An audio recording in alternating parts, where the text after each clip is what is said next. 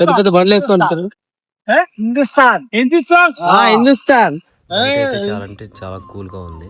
ఇంత cool weather లో కూడా వాళ్ళు చూసారా వర్క్ చేస్తున్నారు. టర్కీలో ఏ వర్క్ అయినా సరే ఎక్కువ అయితే మిషనరీ యూజ్ చేస్తారు.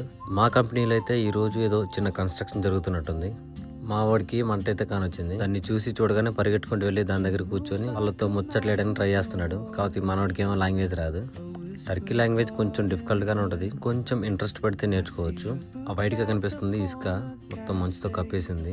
మా ఫేస్ చూసి పాకిస్తాన్ అని అడుగుతున్నారు. పెద్ద పెద్ద బండ్లు వేసుకుంటారు. హిందుస్థాన్ మనోడికి ఏపీ సీఎం తెలుసంట, అందుకే సింబల్ చూపిస్తున్నాడు. ఓకే ఓకే, జై జన్మభూమి.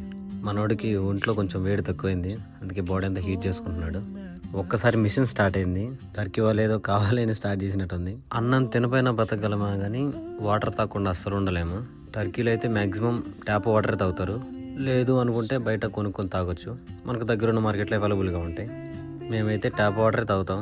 నా ఎదురెళ్ళే వాడికి ట్యాప్ వాటర్ అంటే అస్సలు పడదు. ఇందాకే వర్క్ స్టార్ట్ అయితే మళ్ళీ బ్రేక్ అయితే తీసుకున్నారు వాళ్ళు. ఇలాంటి మరిన్ని టర్కీ అప్డేట్స్ కోసం బయోలో యూట్యూబ్ లింక్ ఉంది, సబ్స్క్రైబ్ చేయండి, లైక్ చేయండి, వీలైతే కామెంట్ చేయండి.